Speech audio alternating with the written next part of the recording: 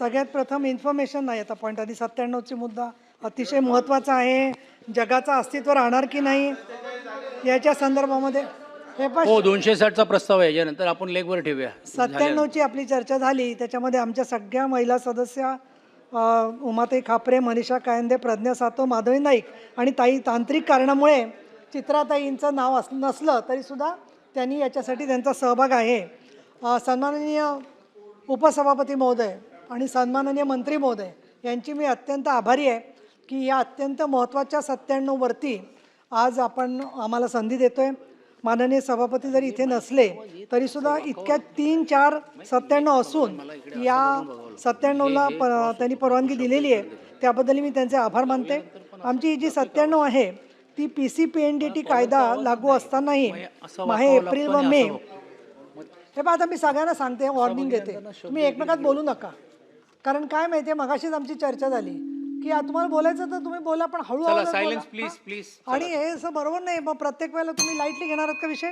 तर एप्रिल व मे आता परत मला रागवायला लावू नका. एप्रिल व मे 2026 मध्ये पुणे, केडगाव, सोलापूर आणि फलटण परिसरात उघडकीस आलेले बेकायदेशीर गर्भलिंग निदान आणि गर्भपात रॅकेट ही संपूर्ण राज्यासाठी चिंतेची बाब असणे, या प्रकरणात डॉक्टर, दलाल, पोर्टेबल सोनोग्राफी मशीन पुरवठादार, आर्थिक व्यवहार, बायोमेडिकल कचऱ्याची विल्हेवाट तसेच अनेक जिल्ह्यांपर्यंत पोहोचलेले जाळे समोर आले असून तपासादरम्यान नवनवीन धागेदोरे उघड होणे, आरोपीला अटक झाली असली तरी मुख्य सूत्रधार, आर्थिक लाभार्थी आणि संपूर्ण साखळी उघड करणे आवश्यक असणे, काही खासगी रुग्णालयांमध्ये PCPNDT तसेच MTP कायद्याचे उल्लंघन झाल्याची प्रकरणे समोर येणे, पशुवैद्यकीय वापरासाठी असलेल्या पोर्टेबल सोनोग्राफी मशीनचा गैरवापर, डॉक्टर व पुरवठादारांची भूमिका, आर्थिक व्यवहार, बँक खात्यांचा वापर आणि पुरावे नष्ट करण्याचे प्रयत्न केल्याची गंभीर बाब समोर येणे, त्यामुळे हा केवळ स्वतंत्र गुन्हा नसून संघटित गुन्हेगारीचे स्वरूप धारण केल्याचे दिसून येते. ग्रामीण भागात आशा सेविका व अंगणवाडी सेविकांकडे गर्भवती महिलांची माहिती उपलब्ध असतानाही संशयास्पद गर्भपात, अचानक बेपत्ता होणाऱ्या महिला किंवा बेकायदेशीर गर्भलिंग निदानाची माहिती वेळेवर प्रशासनापर्यंत न पोचणे, जिल्हास्तरीय समन्वय, ग्रामपंचायत, तंटामुक्त समिती, आरोग्य विभाग, पोलीस, महिला व बालविकास विभाग, FDA आणि सायबर यंत्रणांमध्ये प्रभावी समन्वयाचा अभाव दिसून येणे, PCPNDT 3B नुसार सोनोग्राफी मशीन उत्पादक व पुरवठादारांनी प्रत्येक मशीनच्या विक्रीची माहिती शासनाला देणे बंधनकारक असतानाही अशा मशीनचे ऑडिट, मागवा व वापरावर पुरेसे नियंत्रण दिसून येणे, अधिकृत मशीनवर सायलेंट ऑब्झर्व्हर, GPS ट्रॅकिंग किंवा डिजिटल देखरेखीची प्रभावी अंमलबजावणी अद्याप झालेली नसणे, याबाबत शासनाने तातडीने करायची कार्यवाही व उपाययोजना. सन्माननीय सभापती महोदय, पुण्यात 2025-26 या वर्षात सर्वाधिक म्हणजे 39,509 गर्भपाताची नोंद झालेली आहे. राज्यामध्ये 1,84,152 गर्भपातापैकी हे 21% प्रमाण आहे महिलांच्या गर्भपाताचं. पुणे जिल्हा, ठाणं, मुंबई उपनगर, पालघर, अहिल्यानगर, संभाजीनगर या सर्व ठिकाणी या आंतरजिल्हा रॅकेटचं जाळं दिसतंय. कारण मी आरोपींच्याकडे ज्यावेळेला येईन त्यावेळेला त्यांचं कुठल्या कुठल्या भागातले आरोपी पकडले गेलेले आहेत त्याच्याकडे येते मी. पुणे शहर हे आपण सुसंस्कृत शहर मानतो. पुणे शहरामध्ये मुलींची जी संख्या आहे ती मुलींची संख्या ही जी आहे ती 924 आहे. परंतु बाकीच्या तालुक्यांमध्ये पुरंदरमध्ये 792 1000च्या पाठीमागे, भोरमध्ये 821, खेडमध्ये 848, इंदापूरमध्ये 821 आणि बारामतीला 860, मावळला 863, शिरूरला 881 आणि पुणे शहरात 924. म्हणजे सगळ्या ग्रामीण भागामध्ये आपल्याला सरळ सरळ स्पष्ट दिसतं आहे की दौंड, उरळी, कांचन, केडगाव, यवत या सर्व ठिकाणी आपल्याला चित्र दिसतं आहे. जे वेगवेगळे आरोपी पकडले गेलेले आहेत या संदर्भात मला सांगायला विशेष वाटतं की 3 मेला मी या संदर्भात आपल्या आरोग्य संचालकांनी यांची बैठक घेतली होती.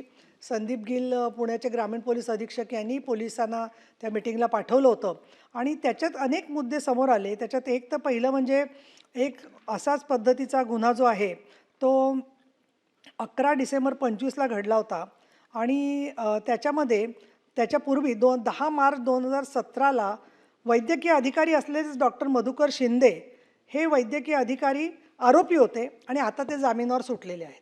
एक दुसरं त्याच्यामध्ये बाकीचे जे आरोपींची नावं सगळी येत आहेत त्याच्यामध्ये डॉक्टर आकाश मलगुंडे, विकास पवार हे पंढरपूरचे आहेत, त्याला निवृत्त डॉक्टरनीच मार्गदर्शन केलं असं देखील समोर आलेलं आहे.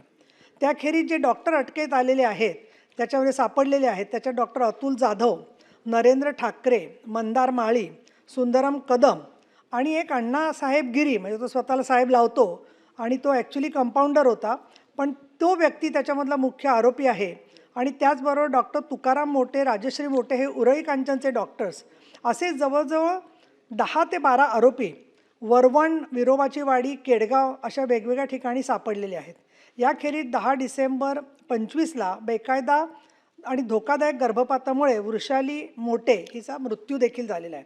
या सगळ्या पार्श्वभूमीवरती आपण चित्र काय दिसतंय आपल्याला, तर एक तर स्पष्ट दिसते चित्र की मोठ्या प्रमाणामध्ये आंतरजिल्हा जी आपली कमिटी असायला पाहिजे त्याच्यात माझ्या माहितीप्रमाणे सन्माननीय मंत्री महोदयांनी लक्ष घातलेलं आहे. PCPNDTच्या अनेक त्यांनी मीटिंग घेतलेल्या आहेत, संबंधित आरोग्य अधिकारी पण आलेले आहेत. पण मुद्दा असा होतो आहे की पोलिसांची अथॉरिटी आणखीन आरोग्य अथॉरिटी यांचं जिल्हानिहाय समन्वय जो आहे तो काही फक्त पश्चिम महाराष्ट्राचा होऊन चालेल किंवा फक्त उत्तर महाराष्ट्राचा होऊन चालेल असं नाही आहे.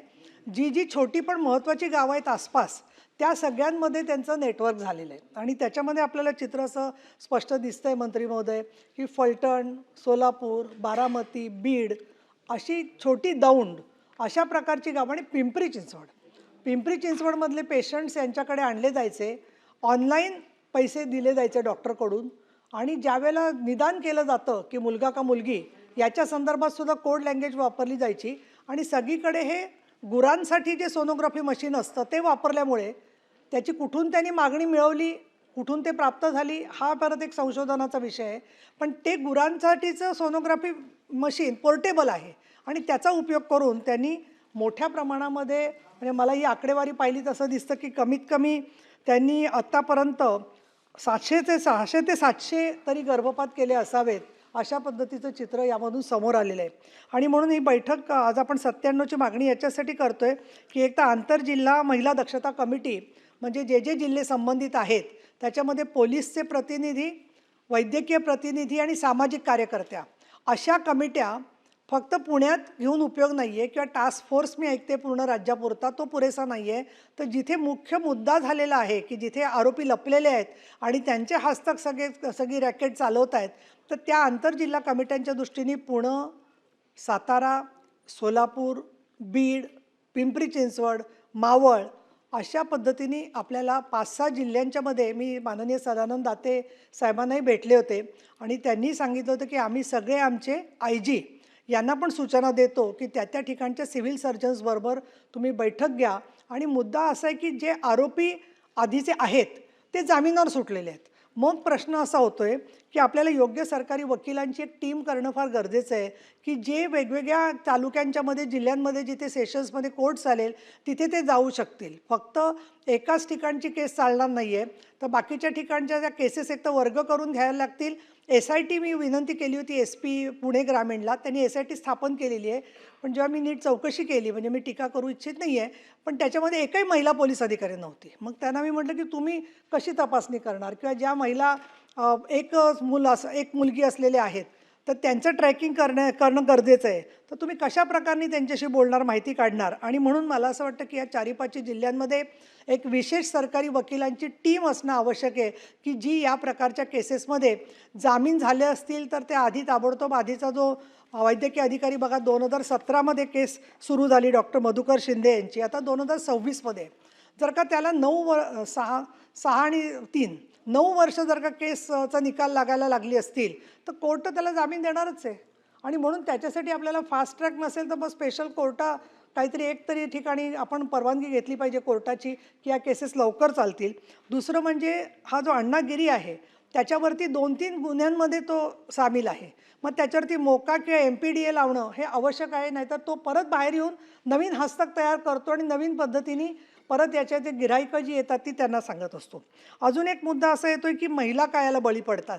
तर याच्यात मला साधं कारण असं वाटतं आणि आम्ही म्हणजे आपल्या सगळ्या अधिकाऱ्यांशी बोललो आणि मला वाटतं आपल्याला योग्य वाटेल की ज्या महिलांना पहिली मुलगी आहे किंवा दुसरी मुलगी आहे अशा वेळेला ती 3ऱ्या वेळेला जेव्हा गरोदर राहते त्यावेळेला ती नक्कीच विचार तिच्या घरात दबाव असतो की हिने गर्भपात करून घ्यावा आणि म्हणून मग ती लिंगनिदानाच्याकडे तिचे पावलं वळतात.